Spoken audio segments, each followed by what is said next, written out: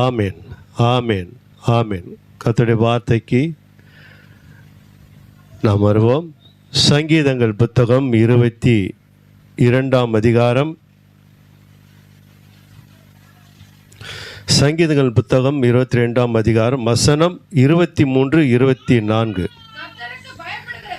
கர்த்தருக்கு பயப்படுகிறவர்களே அவரை துதியுங்கள், யாக்கோப்பின் சந்ததியாரே நீங்கள் எல்லாரும் அவரை கனம் பண்ணுங்கள், இஸ்ரவேலின் வம்சத்தாரே நீங்கள் எல்லாரும் அவர் பேரில் பயபக்தியாயிருங்கள். உபத்திரவப்பட்டவனுடைய உபத்திரவத்தை அவர் அற்பமாய் எண்ணாமலும் அருவருக்காமலும் தம்முடைய முகத்தை அவனுக்கு மறைக்காமலும் இருந்து தம்மை நோக்கி அவன் கூப்பிடுகையில் அவனை கேட்டு அருளினார். அல்லேலூயா. ஆண்டவருக்கு மகிமையை துதியும் கனம் உண்டாகட்டும். என் தேவனாகிய கர்த்தருடைய வார்த்தை எங்களிடத்தில் வெளிப்பட்டதற்காக ஸ்தோத்திரம். ஆனால் இந்த வார்த்தையுண்டாக எங்களிலே நீர் வெளிப்படுவீராக, பேசுவீராக, நாங்கள் பலனடைய கிருபை செய்யும். இயேசு கிறிஸ்து நாமத்தில் பிதாவே, ஆமேன். அல்லேலூயா. இங்கே நாம் வாசிக்கிற வசனத்தில் 24 பார்க்கும் பொழுது, உபத்திரப்பட்டவனுடைய உபத்திரத்தை அவர் அற்பமாய் எண்ணாமலும் அருவருக்காமலும் தம்முடைய முகத்தை அவனுக்கு மறைக்காமலும் இருந்து. அல்லேலூயா. இந்த வார்த்தையை ஏன் ஆண்டவர் எழுதுகிறார் என்றால், அவருடைய ஜனத்தாருக்கு கொடுத்த வார்த்தை இது. இஸ்ரவேல் மக்களுக்காக அந்நாட்களிலே அவர்களுக்காக எழுதி கொடுத்த வார்த்தை. 22ஆம் வசனம் அதைத்தான் சொல்கிறது. கர்த்தருக்கு பயப்படுகிறவர்களே அவரை துதியுங்கள், யாக்கோப்பின் சந்ததியாரே நீங்கள் எல்லாரும் அவரை கனம் பண்ணுங்கள், இஸ்ரவேலின் வம்சத்தாரே நீங்கள் எல்லாரும் அவர் பேரில் பயபக்தியாக இருங்கள். அல்லேலூயா. இப்படி தேவன் அவங்கள அட்வைஸ் பண்ணுறார், நீங்கள் இப்படி இருங்க அப்படின்ட்டு. ஆனால் அவர்கள் கீழ்ப்படியாமல் இருக்கிறபடினாலே அவர்களை பார்த்து தான் சொல்கிறாரு, உபத்திரவப்பட்டவனுடைய உபத்திரவத்தை நான் அற்பமாக எண்ணலை, அருவருக்கலை, என் முகத்தை அவங்களுக்கு மறைக்க மாட்டேன். அல்லேலூயா. ஏனென்றால் கீழ்ப்படியாமை அவர்கள் வாழ்க்கையில் இருக்கிறபடினாலே அவர்கள் கூப்பிட்டும் கேளாதவர் போல இருந்தாலும் தேவன் மனதுருகிற தெய்வம். அல்லேலூயா. தம் ஜனத்தாருக்காக, இஸ்ரவேல் என்ற தம் ஜனத்தாருக்காக அவர் மனதுருகிற தெய்வம். அந்நாளிலே அவர்கள் தேவனுடைய வார்த்தைக்கு அவர்கள் தன்னை ஒப்பு கொடுக்காமல் அவர்கள் முறுமுறுத்தபடியினாலே அவர்களுக்கு தேவன் செய்த ஒரு உபாயம் என்று சொல்லலாம். அல்லேலூயா. ஒரு சிறிய தண்டனைன்னு கூட சொல்லலாம். ஏனென்றால் கூப்பிடும் வரையிலும் தேவன் அவளை கவனிக்காதவர் போல் இருக்கிறார். உபத்திரவப்பட்ட உபத்திரத்தை அருவருக்காமல் என்றார். அல்லேலூயா. அருவருக்காமலும் அற்பமாக எண்ணாமலும் தம் முகத்தை மறைக்காமலும் இருப்பேன் என்று ஆண்டவர் சொல்லுகிற வார்த்தையை கவனிங்கள். கர்த்தர் நல்லவர், அவர் கிருபை என்றும் உள்ளது. அல்லேலூயா. அன்பான தேவனுடைய பிள்ளைகளே, கர்த்தர் இரக்கமுள்ளவராய் இருந்தாலும் மற்றவர்கள் புறஜாதியார் அந்நியர்கள் அவர்களை ஆளும் பொழுது, அவர்கள் உபத்திரப்படுத்தப்படும் பொழுது, அவர்கள் வணங்கா கழுத்துள்ளவர்களாக இருந்தாலும் தேவனுடைய வார்த்தைக்கு கீழ்ப்படியாமல் இருந்தாலும், தேவனுடைய சத்தத்துக்கு அவர்கள் கீழ்ப்படியாமல் இருந்தாலும், அந்நியர்கள் அவர்களை உபத்திரப்படுத்தும் பொழுது, கவனிக்கணும், நல்லா கவனிங்க, அந்நியர்கள் புறஜாதியார் உபத்திரப்படுத்தும் பொழுது அவர்களை மறந்தவர் போல் இருக்கிற தேவன் அவர்கள் அருவருக்கலாம், புறஜாதிகள் இவர்களை அருவருக்கலாம், இவர்களை அற்பமாய் பார்க்கலாம், இவர்களை உதாசீனப்படுத்தலாம், கொடுமைப்படுத்தலாம், வேதனை கொடுக்கலாம், தண்டனை கொடுக்கலாம். இப்படியெல்லாம் அவர்கள் தம் ஜனத்தாராகிய இஸ்ரவேல் மேல் திணிக்கும் பொழுது, அல்லேலூயா, அங்கே தான் சொல்கிறாரு, உபத்திரப்பட்டனுடைய உபத்திரத்தை இவர் அற்பமாய் எண்ணல. அல்லேலூயா. ஏனென்றால் அவருடைய ஜனம், அல்லேலூயா, இஸ்ரவேல் என்பது அவருடைய ஜனம். மற்றவர்கள் உபத்திரத்தை அவர்கள் மேல் திணிக்கும் பொழுது தேவன் அங்கே அவர்களுக்காக இறங்குகிறவராய் இருக்கிறார். அல்லேலூயா, அல்லேலூயா. இல்லை என்றால் இந்த வார்த்தையை அவர் எழுதப் போவதில்லை, பயன்படுத்த போவதில்லை. உபத்திரப்பட்ட உபத்திரத்தை அற்பமாக எண்ணாமலும் அருவருக்காமலும், அல்லேலூயா, யார் அருவருத்தாலும் கர்த்தர் தம் ஜனத்தை அருவருக்க மாட்டார். அல்லேலூயா. அப்படிப்பட்ட தேவன் அந்நாட்களில் இஸ்ரேல் மக்களை எகிப்து தேசத்திலிருந்து பிரித்தெடுத்து வந்தார். உபத்திரம் என்றால் நம்ம சரியாக புரிஞ்சுக்கணுன்னாக்கா யாத்ராம் புத்தகம் 3ஆம் அதிகாரம் 7ஆம் வசனத்தில் வாசிக்கும் பொழுது, அப்பொழுது கர்த்தர் எகிப்தில் இருக்கிற என் ஜனத்தின் உபத்திரவத்தை நான் பார்க்கவே பார்த்து ஆலோட்டிகளின் நிமித்தம் அவர்கள் இடுகிற கூக்குரலை கேட்டேன், அவர்கள் படுகிற வேதனைகளையும் அறிந்திருக்கிறேன். அல்லேலூயா. உபத்திரம் என்பது வேதனை. அல்லேலூயா. உபத்திரம் என்பது வேதனை. இங்கே அதை தான் நம்ம பார்த்தோம். இஸ்ரேல் மக்கள் மேல் பிரஜாதியார் அந்நியர்கள் உபத்திரத்தை திணிக்கும் பொழுது தேவன் அதை பொறுப்பதில்லை. அல்லேலூயா. ஏற்றுக்கொள்வதே இல்லை. ஆனால் அதே வேளையில் அவர் தம் ஜனத்தை உபத்திரப்படுத்தின காலங்கள் உண்டு, கைவிடப்பட்ட காலங்கள் உண்டு. பிரஜாதியிடத்தில் மற்ற ராஜாக்களிடத்தில் அவர்கள் ஒப்பு கொடுத்த காலங்களும் உண்டு. தேவன் அவர்களை உருவேற்றப்படும்படியாக, உருமாற்றம் அடையும்படியாக, உருவகப்படுத்தும்படியாக, அதில் சீர்படுத்தும்படியாக, சீர்படுத்தி சரிப்படுத்தும்படியாக தேவன் தாம் யார் என்பதை அவர்களுக்கு அறிவிக்க உபகாரப்படுத்தும்படியாக தேவன் தம் ஜனத்தையே கீழ்ப்படியாத போகும் பொழுது, அல்லேலூயா, கீழ்ப்படியாமல் போகும் பொழுது கவனிக்கணும். கர்த்தருடைய வார்த்தைக்கு செவி கொடுக்காமல் போகும்பொழுது தேவன் அவர்கள் மேல் இருக்கிற கரத்தை எடுத்து விடுகிறார். அல்லேலூயா, அல்லேலூயா. தேவன் அப்பொழுது அமைதியாக இருப்பார். கர்த்தர் ஸ்தோத்திரம். அல்லேலூயா. ஏன்? அவர்கள் அந்த வேதனைகளை, அந்த உபத்திரத்தை அனுமதிக்கும் பொழுது தான் தேவன் எப்படிப்பட்டவர் என்பதை அவர்கள் அதன் மூலமாக அறிந்து கொள்ள வேண்டும் என்பதற்காக தேவன் சில காலம் அவர்களை உபத்திரத்தில் அனுமதிக்கிறார். அல்லேலூயா. நாம் பார்த்த எகிப்து தேசத்து இஸ்ரேல் மக்களை வழிநடத்தப்படும் பொழுது உபத்திரம் என்பது வேதனை. அல்லேலூயா. வேதனை என்பது நமக்கெல்லாம் தெரியும். கர்த்தர் ஸ்தோத்திரம். பல வகைகள் வேதனைன்னாக்கா நம்ம ஒரே வார்த்தையில் உபத்திரம் என்றோம், வேதனை என்றோம். பல வேதனைகளில் பல வழிகள் உண்டு. கர்த்தர் ஸ்தோத்திரம். ஏனென்றால் இந்த படித்த பிரகாரமாய், வாசித்த பிரகாரமாய் தேவன் இஸ்ரேல் மக்களுடைய ஜபத்தை தான் கேட்பாரா? தேவன் அந்த ஜனத்தின் வேதனைகளை அறிந்து தான் மனம் இறங்குவாரா? மற்றவர்களுக்கு இறங்க மாட்டாரா? மற்றவர்கள் ஜபத்தை கேட்க மாட்டாரா என்றால் இல்லை.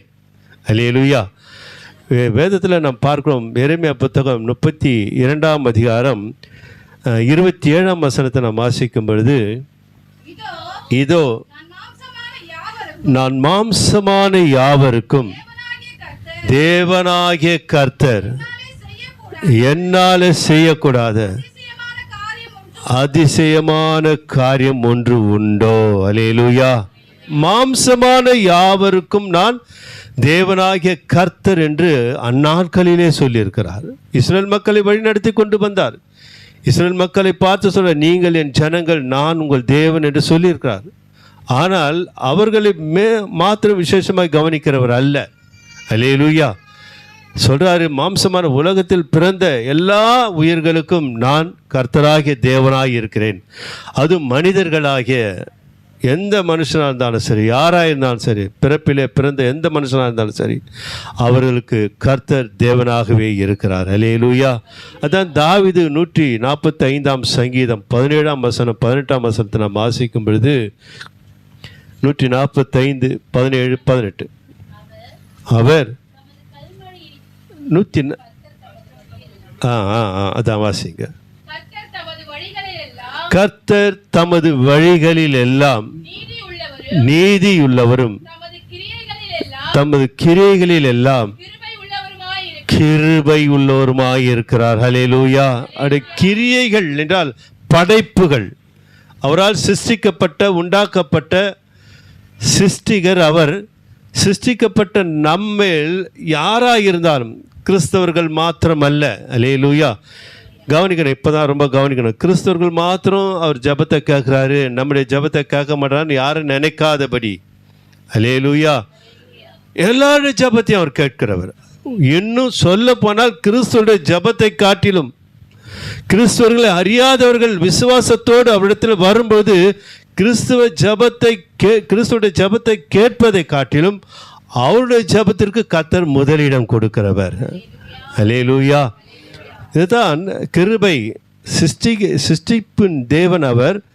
அவரால் சிருஷ்டிக்கப்பட்ட யாராயிருந்தாலும் மாம்சமான மனிதர்கள் யாரையும் அவர் வேறு பிரித்து பார்ப்பதில்லை. வேற்றுமை அவரிடத்தில் இல்லை. என்ன விஷயம்னாக்கா அடுத்த வசனம் சொல்கிறது, 18ஆம் வசனம் சொல்லுகிறது, இதுதான் முக்கியம். ஹல்லேலூயா.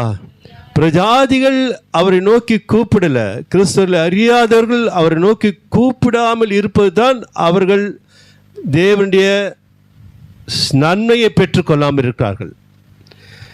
தேவன் தருகிற ஆசீர்வாதத்தை பெற்றுக்கொள்ளாமல் இருக்கிறார்கள். தேவன் அவர்கள் வைத்த பாவ மன்னிப்பை பெற்றுக்கொள்ளாமல் இருக்கிறார்கள். ஹல்லேலூயா. ஏன்? அவர்கள் ஆண்டவரை அறிந்தும் ஆண்டவரை நோக்கி கூப்பிடாத பட்சம் வரைக்கும் தேவன் அவர்களுக்கு உதவி செய்வது கூடாத காரியம். ஹல்லேலூயா. ஏனென்றால் உதவி செய்யலாம். அவர்கள் உதவி செய்தால் அந்த அந்த மகிமை வேறொரு பக்கம் போய்விடும். ஹல்லேலூயா. ஹல்லேலூயா. வேறு தெய்வத்திற்கு போய்விடும் என்று சொல்ல வருகிறேன். அவர்கள் இயேசு அறியாதவரையிலும் அவர்கள் வேறு தெய்வத்தை ஆராய்த்து கொண்டிருக்கலாம். ஆனால் அவர்கள் சுகத்தை கொடுக்க தேவன் விரும்புகிறார். அவர்கள் இயேசுவை தேடி வரும்பொழுதுதான் அவர்களுக்கு தேவன் சுகத்தை கொடுக்கிறார். ஹல்லேலூயா. அதான் புதிய ஏற்பாட்டில் சொல்லுவார் பாருங்க, பிதாவானவர் எனக்கு கொடுத்த யாவும் என்னிடத்தில் வரும், என்னிடத்தில் வருகிறவர்களை நான் புறம்பே தள்ளுவதில்லை. ஹல்லேலூயா. தேவன் அந்த வசனத்தை பாருங்க, 18ஆம் வசனம், 145ஆம் அதிகாரம் 18ஆம் வசனம் வாசிக்கலாம். தம்மை நோக்கி கூப்பிடுகிற யாவருக்கும், உண்மையாய் தம்மை நோக்கி கூப்பிடுகிற யாவருக்கும் இயேசு கிறிஸ்து சமீபமாய் இருக்கிறார். ஹல்லேலூயா. கூப்பிடாத வரையிலும். ஹல்லேலூயா. ஆனால் கிறிஸ்தவர்களுக்கு தேவன் மனம் இறங்குவார். ஹல்லேலூயா. அவர்கள் என்ன தவறு செய்தாலும் அதைத்தான் எகிப்து தேசத்தில் இஸ்ரேல் மக்களை நான் கோடிட்டு காட்டினேன். தம் ஜனம் இஸ்ரேல் மக்கள் அவர்கள் என்ன தவறு செய்தாலும் சரி, அவர்களை அவர் அருவருக்கலை. ஏன் அருவருக்கலைன்னா அவர்கள் தவறு செய்தார்கள், அதான் சொல்கிறார், நான் அருவருக்கலை. ஹல்லேலூயா. அவர்கள் கீழ்ப்படியலை. ஹல்லேலூயா. என்ன சொல்கிறாரு? இஸ்ரேல் மக்கள் என் ஜனமாக இருந்தாலும் அவர்கள் என்ன பண்ண, என் வார்த்தை கீழ்ப்படியலை, ஆனால் நான் அருவருக்கலை. அவர்கள் அற்பமாக நான் நினைக்கல, அவர்கள் அற்பமாய் நினைத்திருக்கலாம். அந்த வார்த்தை அதுதான் எழுதுகிறார். கனப்படுத்தலை, இது துதிக்கலை, பயப்படல, தெய்வ பயம் இல்லை. அந்த வசனத்தை நம்ம பார்க்கும்போது 22ஆம் அதிகாரம் 23ஆம் வசனத்தை பார்க்கும்போது அதுதான் சொல்லிட்டு வருவார். அவர்கள் துதிக்கிறவர்கள், மகிமைப்படுத்துகிறவர்கள், கனப்படுத்துகிறவர்கள், தெய்வ பயம் எல்லாமே இல்லை அவங்களிடத்தில். ஆனாலும் அவர்கள் என் ஜனம். ஹல்லேலூயா. என்ன சொல்கிறாரு? அவர்கள் என் ஜனமாக இருக்கிறார்கள். அவர்கள் மன்றாட்டை வைக்கவில்லை என்றாலும், அவர்கள் வேண்டுதலை வைக்கவில்லை என்றாலும், அவர்கள் உபத்திரத்தை மற்றவர்களால் சுமத்தப்படும் பொழுது கவனிக்கணும். ஹல்லேலூயா. யாருக்கெல்லாம் புரியுது? நம்ம ஜெபிக்கலை, நமக்கு சோதனை வருது, நம் தேவன் வார்த்தை கீழ்ப்படியல, தேவன் வார்த்தை நிறைவேற்றலை, தேவனை மறந்துடுறோம். ஆனால் நம்மை கர்த்தர் மறப்பதில்லை. ஹல்லேலூயா. அவர் மறக்க மாட்டார். தம் ரத்தத்தை சிந்தி மீட்ட ஜனமாச்சே. ஹல்லேலூயா. அவர் மறக்க மாட்டார். அவர்களுக்கு, அதாவது கிறிஸ்தவர்களாகிய மக்களுக்கு யாராவது மக்கள் உபத்திரப்படுத்தினால் அவர் அந்த டைமில் மனம் இறங்குவார் அவர்களுக்காக. ஹல்லேலூயா. அல்லேலூயா, அல்லேலூயா. இதுதான் அந்த வசனத்தில் நாம் பார்க்கிறோம். அன்று இஸ்ரவேல் மக்களை வழிகாட்டின தெய்வம் இன்று ஆவிக்குரிய இஸ்ரவேலராகிய கிறிஸ்தவர்களுக்கு அதே வார்த்தை நிறைவேறுதலாக இருக்கிறது. அல்லேலூயா. அதான் சொல்கிறாரு, நான் அவங்கள அருவருக்கலை. ஏன்? அவங்க கீழ்ப்படியாதவங்க. அவங்க இஸ்ரவேல் மக்களை பார்த்து சொல்கிறார், அவங்க கீழ்ப்படியில். அதனால தான் அந்த வார்த்தையை நான் எழுதுகிறேன். நான் அருவருக்கலை, நான் அற்பமாக எண்ணலை, என் முகத்தை அவங்க மறைக்கலை. அவங்க சரியில்லை, ஆனால் நான் முகத்தை மறைக்க மாட்டேன். அவங்க சரியில்லை, ஆனால் நான் அவங்கள அற்பமாக எண்ண மாட்டேன். அவங்க சரியில்லை, ஆனால் நான் அவங்கள அருவருக்க மாட்டேன்.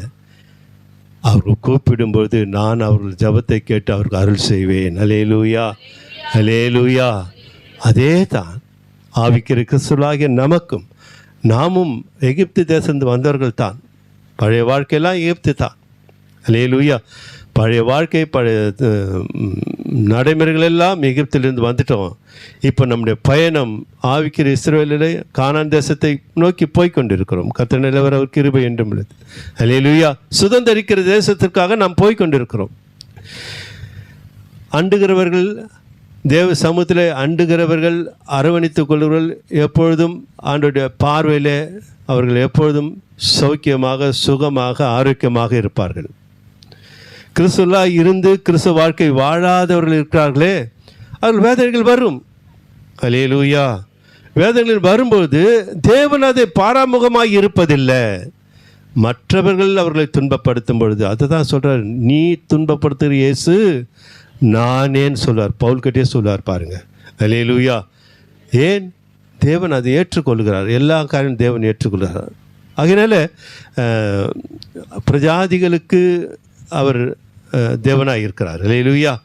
இப்பொழுது புதிய ஏற்பாட்டில் பார்க்கும்போது ஆண்டவர் சொல்கிறார், இயேசு கிறிஸ்து சொல்கிறாரு, என்னிடத்தில் வருகிறவர்களை புறம்பே தள்ளுவதில்லை, யாராக இருந்தாலும் சரி. அல்லேலூயா. அதை தான் நான் சொன்னேன், நம் ஜெபத்தை காட்டிலும். அல்லேலூயா. ஏனென்றால் நம்ம சில வேலையில் என்ன பண்ண கீழ்ப்படியாமல் போய்டுறோம். ஆண்டவர் யாருன்னு அறிஞ்சு கீழ்ப்படியாமல் போயிடும். ஆண்டவர் எப்படிப்பட்ட தெரிஞ்சு செவி கொடுக்காமல் போயிடுறோம். அல்லேலூயா.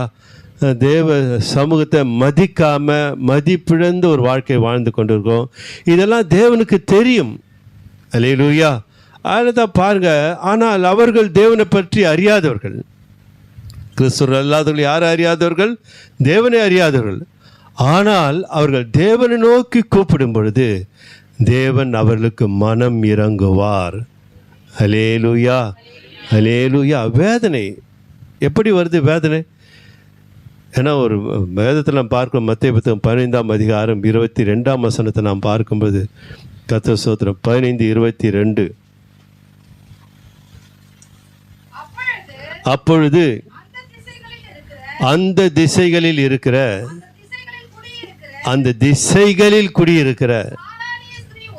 கானானிய ஸ்திரீ ஒருத்தி அவரிடத்தில் வந்து, ஆண்டவரே, தாவீதின் குமாரனே, எனக்கு இரங்கும், என் மகள்.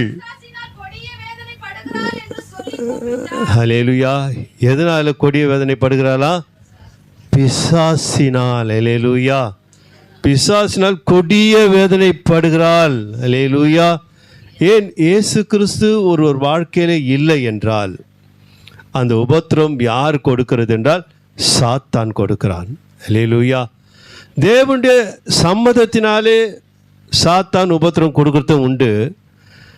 தேவன் இல்லாத பட்சத்தில் அந்த வாழ்க்கையிலே சாத்தான் உபத்திரம் கொடுக்கறதும் உண்டு. ஹல்லேலூயா. தேவனும் உபத்திரத்தை கொடுப்பவரும்.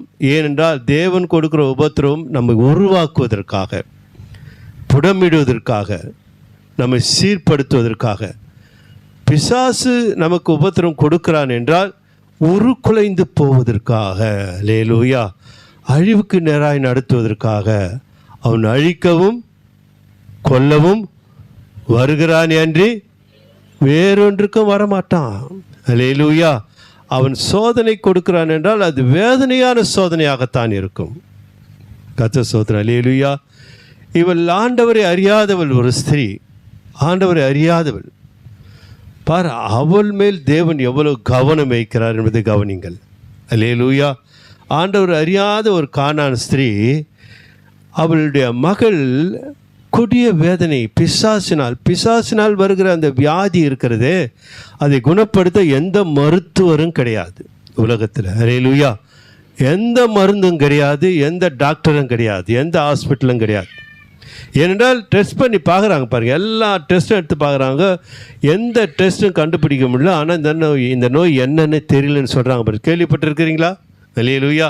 அப்படி கேள்விப்பட்டிருப்பீங்கன்னு நினைக்கிறேன். நிறைய பேர் சொந்தக்காரங்களும் நிறைய பேர் கேள்விப்பட்டிருப்பீங்க. எல்லா டெஸ்ட்டும் ஆல்ரெடி எல்லாத்தையும் எடுத்தாச்சு, ஆனால் என்ன வியாதின்னு தெரியல, குணப்படுத்த முடியல. கடைசியில் அவங்க என்ன பண்ணுவாங்க, கையை என்ன பண்ணுவாங்க, மேலே காட்டிடுவாங்க. அல்லேலூயா. கடவுள் தான் உங்களுக்கு துணையாக இருக்கணும். இந்த நோய் எங்களால் என்ன பண்ண முடியல. மருத்துவத்தால், பிசாசு கொடுக்குற வேதனைகளை மருத்துவத்தால் குணப்படுத்தவே முடியாது. அல்லேலூயா. அவன் கொடுக்குற உபத்திரவத்தை, அல்லேலூயா. ஆனால் கர்த்தராகிய இயேசு கிறிஸ்துவின் பிள்ளைகளாய் கிறிஸ்தவர்களுக்கு அவன் உபத்திரம் கொடுப்பான் என்றால் தேவன் யுத்தம் செய்ய ஆரம்பித்துடுவார். அல்லேலூயா. அல்லேலூயா. ஏன்னு அவருடைய ஜனம்னாக இருக்கிறோம். கர்த்தர் ஸ்தோத்திரம். அல்லேலூயா. அதான் சொல்லுவாங்க பாரு, சில பேர் சொல்லுவாங்க, கவனிச்சிருக்கீங்களா? இப்போ அது சொல்கிறாங்களே, அந்த காலத்தில் சொல்லுவாங்க, இந்த மாந்திரிகம் மந்திரம்லாம் கிறிஸ்துவ இடத்துல என்ன பண்ணாது, வராது. யாருன்னா மந்திரம் செய்கிற இடத்துக்கு கிறிஸ்தவங்க யாருன்னா கொடுப்பேன், ஆமாம் கிறிஸ்தவங்களா நீங்கள் எழுந்து போயிடுங்கம்மான்னுவாங்க. ஏன்? அவங்களுக்கு தெரியுது இங்கே என்ன பண்ணது ஒன்றும் பலிக்காது. இஸ்ரவேலுக்கு விரோதமாக மந்திரவாதம், யாக்கோப்புக்கு விரோதமாக எதுவுமே பலிக்காது. ஏன்? அவருடைய ஜனம். நாமெல்லாம் அவருடைய ஜனமாக இருக்கிறோம், அவருடைய பிள்ளைகளாக இருக்கிறோம்னு பார்க்க போனாக்கா. அல்லேலூயா. அல்லேலூயா. அதை நம்ம விசுவாசிக்க வேண்டும். விசுவாசிக்கும் போது தான் அது பலன் பூர்வமாய் நம்ம வாழ்க்கையில், குடும்பத்தில், ஆத்மாவில் அது நமக்கு பாதுகாப்பாரனாக இருக்கிறது. அல்லேலூயா. நாம் இருக்குதுன்னு நினச்சா, சோதனை இருக்குது, வேதனை இருக்குது, பிசாசு என்ன சோதிக்கிறான்னு நினச்சா கண்டிப்பாக இன்னும் தேவனை விட்டு விலகிற ஒரு பாதையாய் மாறிவிடுகிறது. ஹல்லேலூயா. ஹல்லேலூயா. பாருங்கள், அந்த கானானிய ஸ்திரீ ஆண்டவரை அறியாமல் இருக்கிறபடினாலே பிசாசு அவர்களை ஆட்கொள்ளுகிறது. ஹல்லேலூயா. யார் ஆட்கொள்ளுகிறது?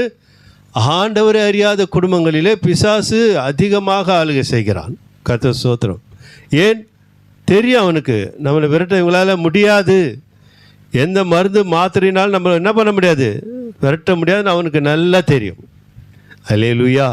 ஏன்? அந்த ஸ்திரீ தன் மகள் வேதனையை பார்த்து அநேக இடத்துல போயிருக்கலாம், மருத்துவத்தை பார்த்துருக்கலாம், இல்லை மாந்திரிகத்துக்கு போயிருக்கலாம், அங்கே இங்கே அலைந்திருக்கலாம். ஏன் என்றால் நேரடியாக இயேசு இடத்துல வரல அவள். அல்லேலூயா. அல்லேலூயா. பார்க்குறல 12 வருட ஸ்திரீ ஆகப்பட்டன்னா பல மருத்துவ இடத்துல போய் வந்து ஒன்றுமே ஆகாமல் எல்லாமே என்ன ஆயிடுச்சு, போயிடுச்சு. கடைசியில் ஆண்டவரை குறித்து கேள்விப்பட்டு இயேசு இடத்துல வருகிறாள். அது சரித்திர அந்த உபாதைகள், உபத்திரவங்கள் நீங்கி போகிறது. அல்லேலூயா. அதே போல் இந்த ஸ்திரீ ஆண்டவரிடத்தில் வரா. அல்லேலூயா. கொடிய வேதனை, பிசாசுடைய வேதனைகள் பொல்லாத்து. கர்த்தர் ஸ்தோத்திரம். அல்லேலூயா. வியாதி என்பது பொல்லாத ஒரு கொடூரம் வேதனை, எல்லா வேதனைகளை காட்டிலும். கர்த்தர் ஸ்தோத்திரம். அது சரீரத்திலே நம்மளை என்ன பண்ணோம், உபத்திரப்படுத்தி கொண்டே இருக்கும். அல்லேலூயா. நம்மளை சந்தேகமாக வாழ வச்சிடும். கொஞ்சம் எதனா பலவீனம் வந்தாலும் இதுவா அதுவான்ட்டு நம்மளை சிந்திக்க வச்சிடும். உலக நோயெல்லாம் கொண்டு வந்து வச்சிடும். யார் செய்கிறது? அல்லேலூயா. யோசனையாக வாழணும், பரிசுத்தாவின் துணையோடு வாழணும். அல்லேலூயா. ஆனால் ஒன்று நிச்சயமாக சொல்கிறேன், விசுவாசத்தோடு பொறுமை இருக்க வேண்டும், விசுவாசத்தோடு தாழ்மை இருக்க வேண்டும். அல்லேலூயா. அந்த ஸ்திரீக்கு ரொம்ப பொறுமை, ரொம்ப விசுவாசம் வந்துடுச்சு. ஆண்டவர் தான் சுகத்தை கொடுக்கணும் என் மகளுக்கு. நான் பல இடத்துல முயற்சி பண்ணி பார்த்துட்டேன், ஆண்டவரை தவிர என் மகளுக்கு சுகத்தை யாராலும் கொடுக்க முடியாது என்று ஆண்டவர்கிட்ட வரா. அல்லேலூயா. உதவி செய்யுங்கப்பா. எப்படி கேட்குறா? என் மகளுக்கு உதவி செய்யுங்க, சுகத்தை தாங்க. ஆண்டவர் சுகத்தை கொடுத்தாரா? இல்லை. அல்லேலூயா. அல்லேலூயா. இஸ்ரேல் வீட்டாருக்கு வந்தேனே அல்லாமல் நான் வேறு யாருக்கும் வரலன்னு சொல்கிறார். அதுக்கு மேலே அவர் சொல்கிறா பாருங்க, அற்புதமாக அந்த பொறுமையை பாருங்கள். ஆண்டவரே, எஜமான் மேஜையிலிருந்து விழும் துணிக்கைகளை நாய்க்குட்டிகள் என்ன பண்ண தின்னுமே.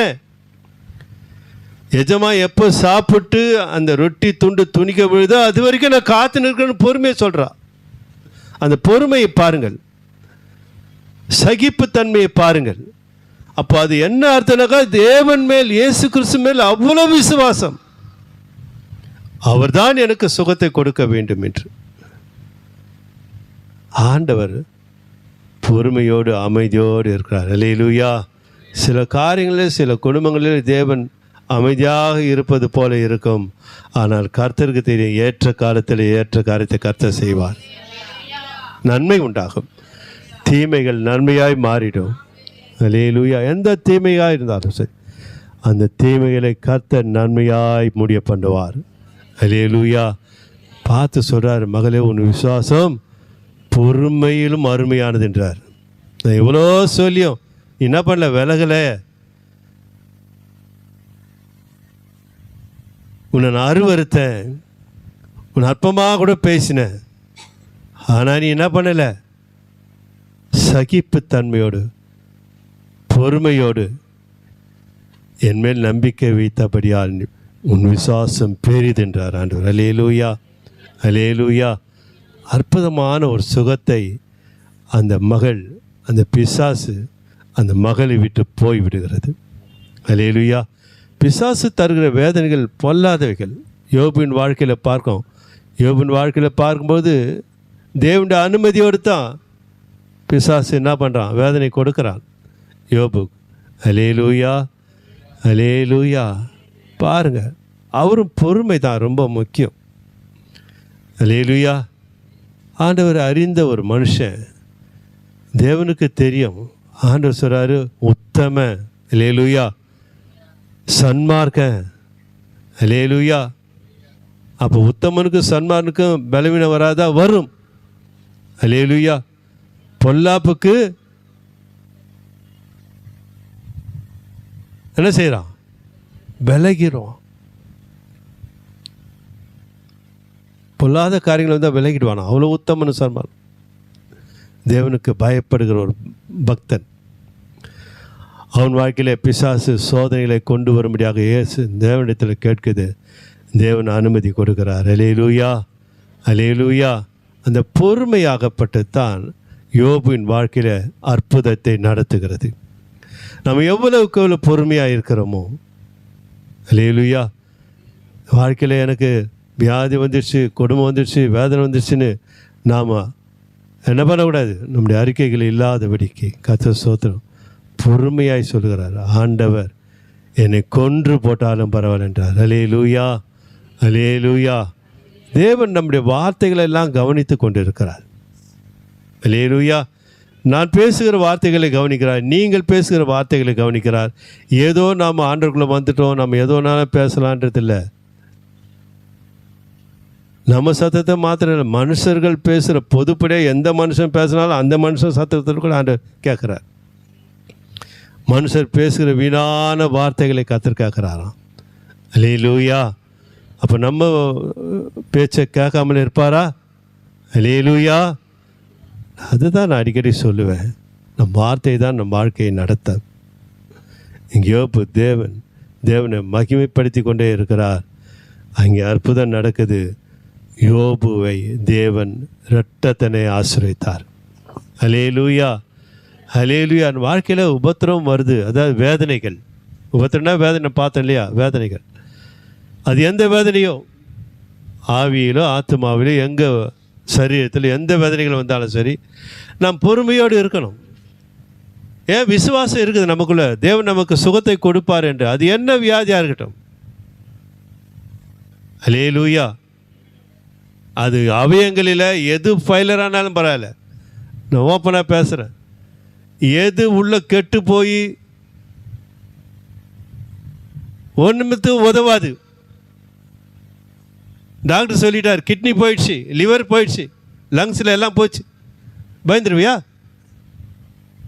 அப்புறம் பயந்த தேவன் எதற்கு? ஏன் தேவனை ஆராதிக்கணும்? ஏன் ஜெபிக்கணும்? அப்புறம் செய்ய மாட்டாரா? டாக்டர் சொல்லிட்டான், ஒரு கிட்னி போயிடுச்சு, ஐயோ நீ முறையிடுவியா? அப்புறம் எங்க இப்படி கிறிஸ்தவர்களாக வாழ முடியும்? அல்லேலூயா.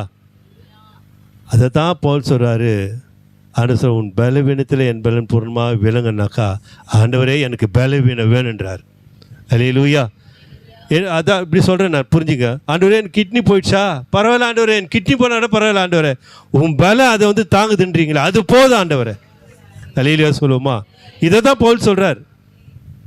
நான் விளக்கும்படியாக இப்படி சொல்கிறேன் நான். இப்போ நான் சொல்கிறது புரிஞ்சுக்குங்க நீங்கள். பவுலுக்கு ஒரு கிட்னி போயிடுச்சு, லிவரை பாதிப்பாயிடுச்சு. அந்த காலத்து மருத்துவம் சொல்லிட்டாங்க உனக்கு லிவர் போயிடுச்சுன்ட்டு. ஆண்டு 3 முறை ஆண்டு நான் ஊழியம் பண்ணுறேன், ஓடுறேன், என் லிவர் போயிடுச்சுன்றாங்கள, எப்படி நான் வாழ்த்து, எப்படி ஓடுறது, எப்படி நான் ஊழியம் பண்ணுறது அப்படின்ட்டு. என் கிருபை உனக்கு போதும். அல்லேலூயா. நல்லவர், ஸ்தோத்திரம். அதை விசுவாசிக்கிறார் பாருங்க அவர். அல்லேலூயா. யார் சொன்னது?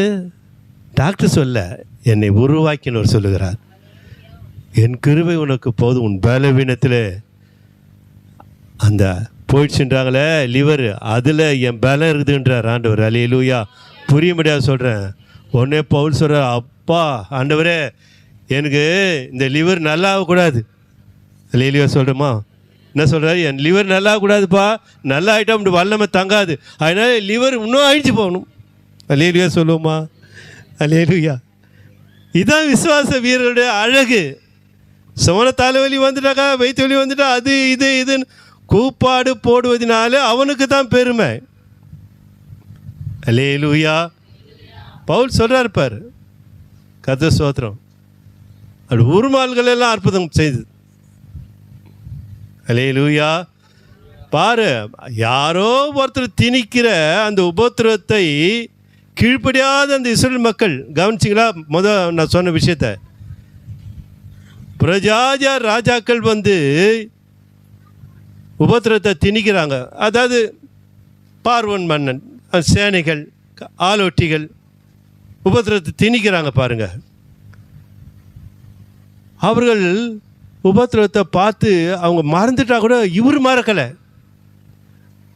அவங்க அருவறுத்து அவங்க மறந்தா கூட இவர் அருவறுக்கலை. அவங்க இவர் முகத்தை மறந்துட்டாரு, அவர் தம் முகத்தை மறைக்கலை. அல்லேலூயா.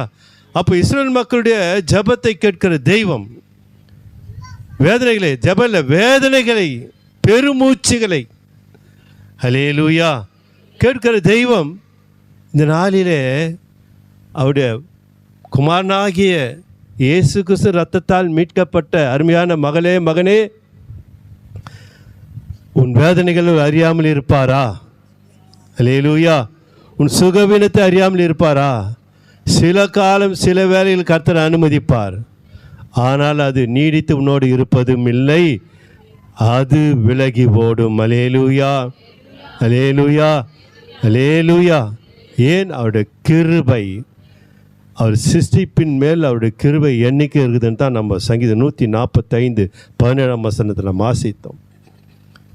அப்போ கிருபையுள்ள தேவன் நம்மை தம்முடைய மகளாக மாற்றிக்கொள்ளப்படும் பொழுது அது என்ன பலவீனமாக இருந்தாலும், அல்லேலூயா, அதை தான் நான் சொல்கிறேன், மீண்டுமாய் சொல்கிறேன், அன்பு மகனே, அவருடைய இரத்தத்தால் மீட்கப்பட்ட உங்கள் மேல், அதான் அப்போஸ்தலன் பவுல் சொல்வார், அதே அதிகாரத்தை, அதே 2 Corinthians 12:9 கர்த்தர் ஸ்தோத்திரம், இல்லை அது இல்லை 7 சொல்லுவார் பாருங்கள், வாசிக்கலாம்.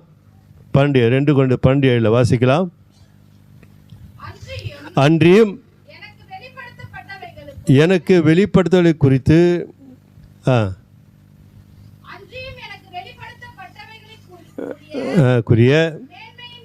மேன்மை நிமித்தம் நான் என்னை உயர்த்தாதபடிக்கு என் மாம்சத்திலே ஒரு முள் கொடுக்கப்பட்டிருக்கிறது, என்னை நான் உயர்த்தாதபடிக்கு அது என்னை கொட்டும் சாத்தானுடைய தூதனாக இருக்கிறது. அல்லேலூயா சொல்லுவோமா?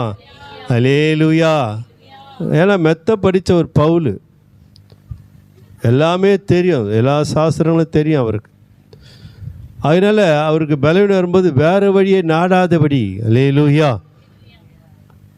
அதான் சொன்னார், மேன்மை அடையாதபடி என் திறமையினாலே என் அறிவினாலே என் சுகத்தை பெற்றுக்கொள்ள முடியாது அப்படின்னு சொல்ல வரார். இது என்னை சாத்தான் என்னை கூட்டும் தூதனாக இருக்குதுன்றார். அங்கே தான் ஆண்டவர்கிட்ட வேண்டாரு. ஆண்டவர் சொல்கிறாரு, ஏன்னா அவன் அழிக்க கூடியவன். அவன் சரீரத்தை என்ன பண்ணுவான்? அழிக்கக்கூடியவன். யோபின் சரீரத்தை என்ன பண்ணான்? அழிச்சிட்டான். அல்லேலூயா. அவனுடைய சரீரம், யோபுடைய சரீரம் சிரசிலிருந்து பாத வரைக்கும் என்ன ஆயிடுச்சு?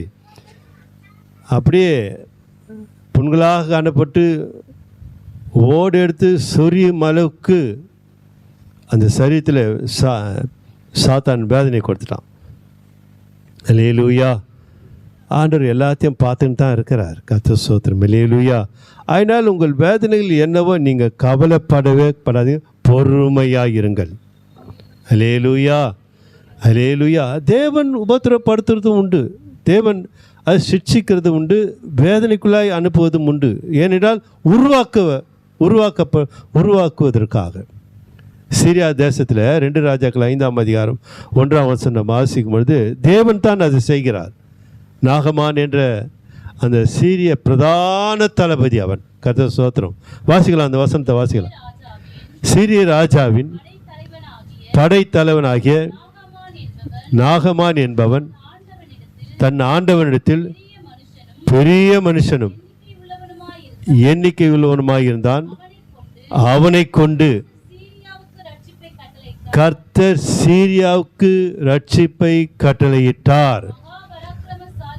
மகா பராக்கிரமசாலியாகிய அவன் குஷ்டரோகியா இருந்தான். அல்லேலூயா. எப்படி இருந்தான் அவன்? அவன் எப்படியாப்பட்ட எந்த ஸ்தானத்தில் இருக்கிறான்? ராஜாவுக்கு வழக்கரம். சீரியா தேசத்தில் ரொம்ப பராக்கிரமம், ரொம்ப வீரம் நிறைந்தவன், வல்லமை உள்ளவன். ஆனால் அவன் தேவனை அறிய வேண்டும். ஸ்தோத்திரம். தேவனுடைய திட்டம் ரொம்ப அபூர்வமானது, அழகானது, யோசிக்க முடியாது. நம் வாழ்க்கையிலே ஒரு காரியத்தை அனுமதிக்கிறார் என்றால், தீமையை அனுமதிக்கிறார் என்றால், அதன் முடிவு விசுவாசத்தினால், நம்ம விசுவாசிகளாக இருக்கிற நம்முடைய விசுவாசத்தினாலே, நம்முடைய பொறுமையினாலே, அல்லேலூயா, தாழ்மையினாலே அந்த வேதனைகளை நாம் வெல்ல முடியும். நல்லா ஞாபகம் வச்சுங்க. சீரியா தேசத்தில் பெரிய அவன் தான் அதான் இப்படி சொன்னால் புரியும். இராணுவ மந்திரின்னு வச்சுங்க. ராஜா கூட அவ்வளோ அதிகாரம் இருக்காது இராணுவத்தின் மேலே. இவனுக்கு அவ்வளோ அதிகாரம். சீரியா தேசம் எங்கும். ஆனால் தேவன் அவனை பார்க்கிறார், நாகமானை பார்க்கிறார். இவன் எனக்கு வேண்டும்.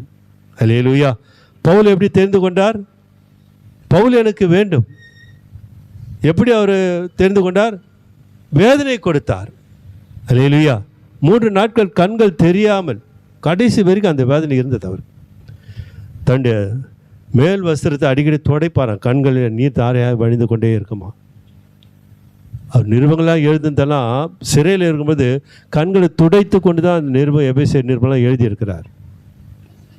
அல்லேலூயா. அல்லேலூயா. ஆனால் அப்படிப்பட்ட அந்த கண்கள் துடைக்கப்பட்ட அந்த வஸ்திரங்கள் யார் மேலே பட்டாலும் சுகமாயிடும். ஸ்தோத்திரம். அல்லேலூயா.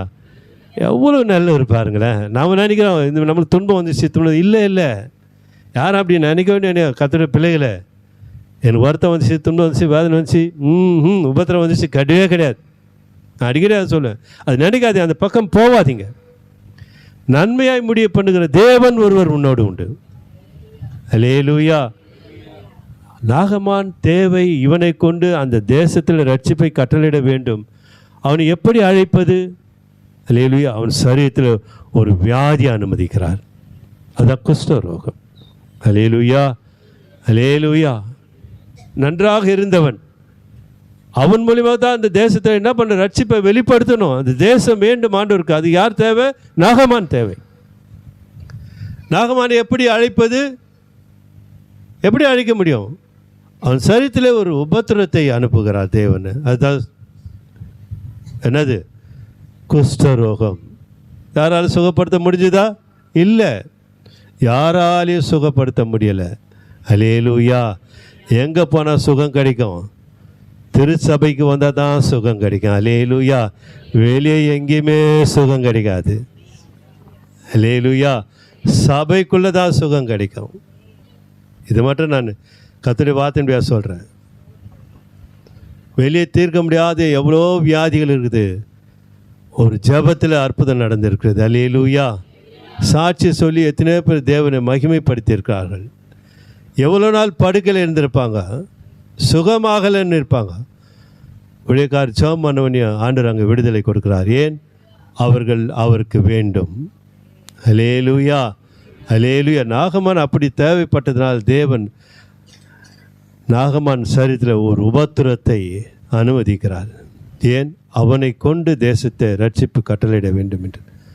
தேவன் நாகமானுக்கு உபத்திரத்தை கொடுக்கிறார் என்றால் அவனை உருவாக்குவதற்காக. ஹல்லேலூயா.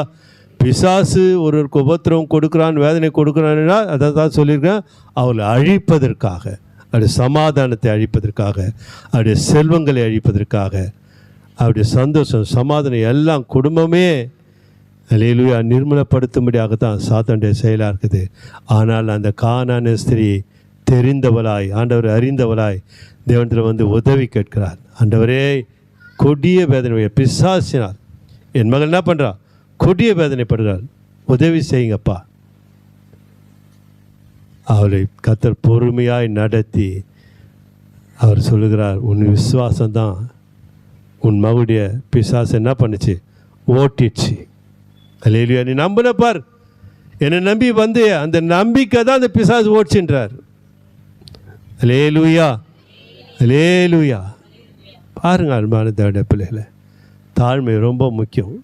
அந்த நாகமான் ரொம்ப தாழ்மை, ஃபஸ்ட்டு ரொம்ப பெருமையை பாராட்டினான். வந்து எனக்கு வந்து சுகத்தை கொடுக்கல, நான் வந்து அவர்கிட்ட அந்த போய் குதிரையில் போய் நிற்கிறேன், அந்த ஊழியக்கார் வந்து எனக்கு சுகத்தை கொடுப்பாருன்னு சொல்லி கை வச்சு சுகத்தை கொடுப்பாருன்னு பார்த்தா எனக்கு சுகத்தை கொடுக்கலையே.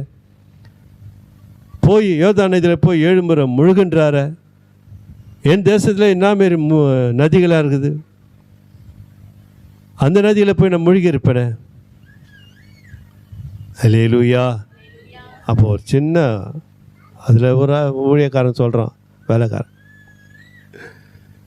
ஐயா அவர் சொன்னது பெரிய விஷயம் இல்லை, அந்த நதியில் ஒரு 7 முறை கொஞ்சம் முழுகின்னு தான் பார்ப்போமே. ஹல்லேலூயா, ஹல்லேலூயா. பெருமை உள்ளவர்களுக்கு தேவன் உதவி செய்வதே இல்லை. நல்லா புரிஞ்சுக்கணும். இதெல்லாம் சுகம் எப்படி கிடைக்குதுன்னா ஜபத்தில் இடத்துல, அது அப்புறம் இருக்கட்டும். விசுவாசம் இருக்குது, ஜபிக்கிறீங்க, அது இல்லை.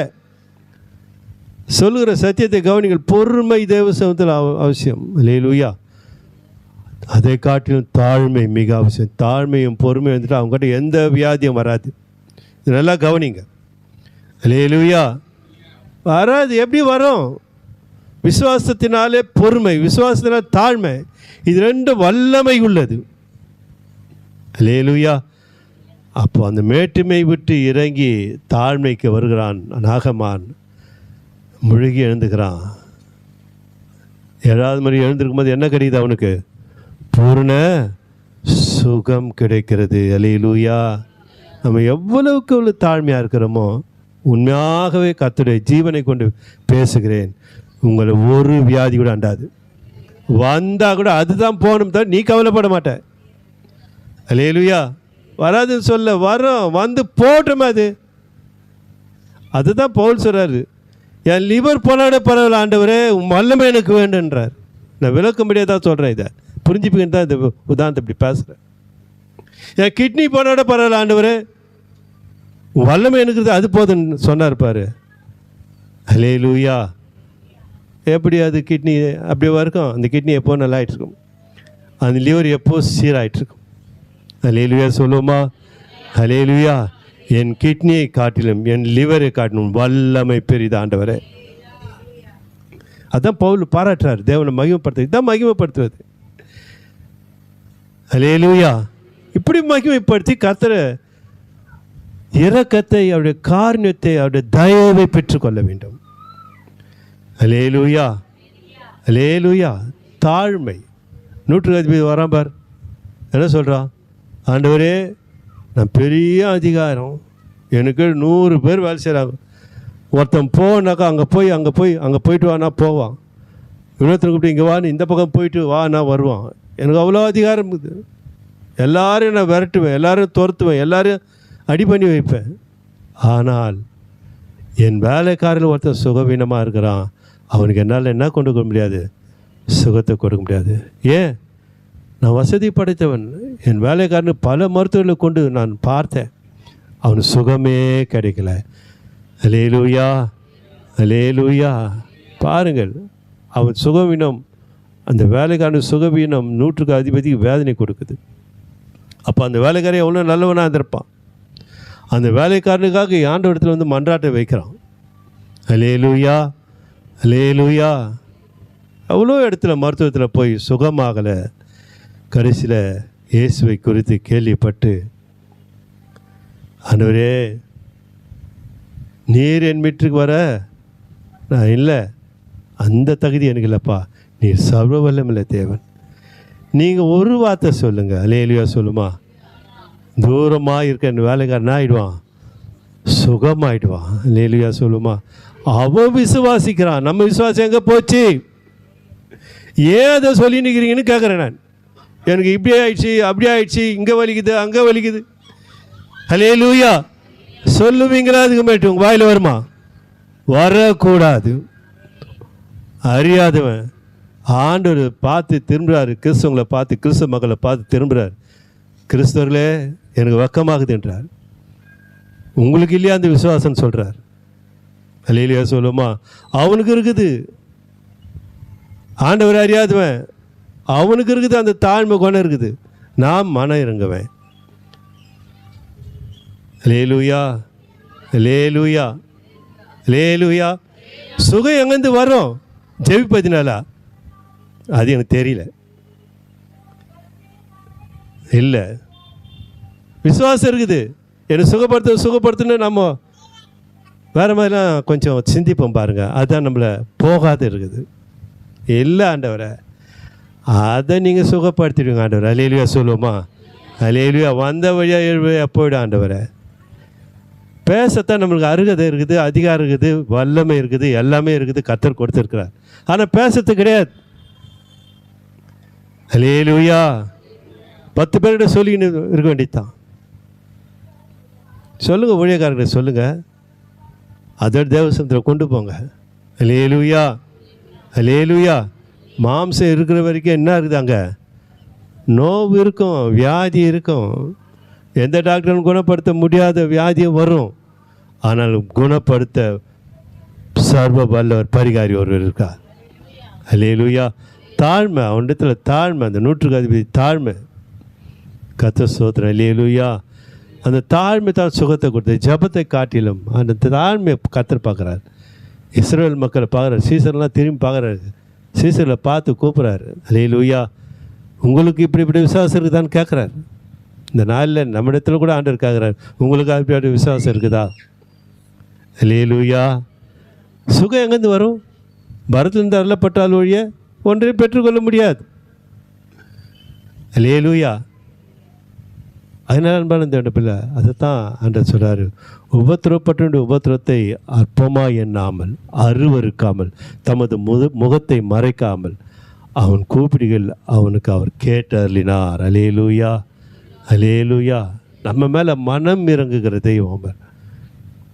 அப்போது நீங்கள் ஆண்டவர் முன்னாக நேராக நிற்பீர்கள் என்றால், அதாவது நான் சொல்கிறது பெருமை இல்லாமல் பொறுமை, அல்லேலூயா, மேட்டுமில்லாத தாழ்மை, இது இருந்து விசுவாசத்தோடு வாழ்ந்தேன்னு வச்சிங்களேன், நிச்சயமாய் கர்த்தருடைய வார்த்தையின் சொல்கிறேன், வியாதி வந்தால் கூட நிற்கவே நிற்காது.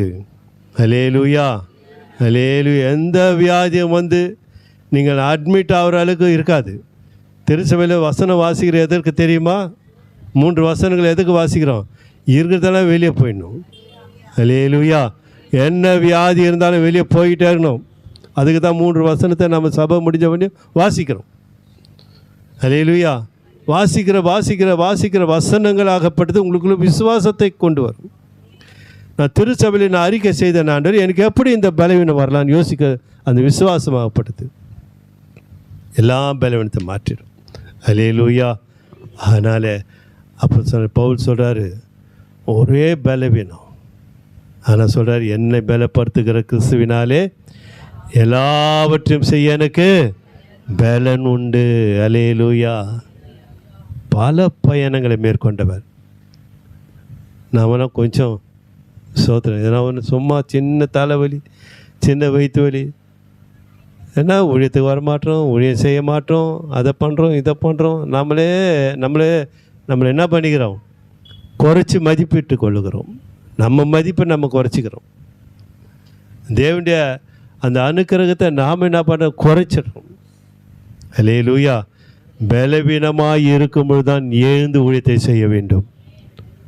அல்லேலூயா. சாட்சி சொல்லியிருப்பேன் உங்களிடத்தில். நான் ஒரு நாள் காய்ச்சல் வந்ததில் உங்களுக்கு சொல்லியிருப்பேன். சிக்கன் குனியான்னு ஒரு வியாதி வந்தது பாருங்கள். அல்லேலூயா. அங்கே அற்புதம் நடந்தது. கர்த்தர் ஸ்தோத்திரம். அல்லேலூயா. அதனால் பலவீனத்தை மேன்மை பாராட்டுங்க. என்ன பலவீனம் இருந்தாலும் சரி, நீங்கள் மேன்மை பாராட்டுவீர்கள் என்றால் கர்த்தருடைய வல்லமை இருக்காது. கர்த்தருடைய வல்லமை மேன்மை பாராட்டுவீர்கள் என்றால் பலவீனம் இருக்காது.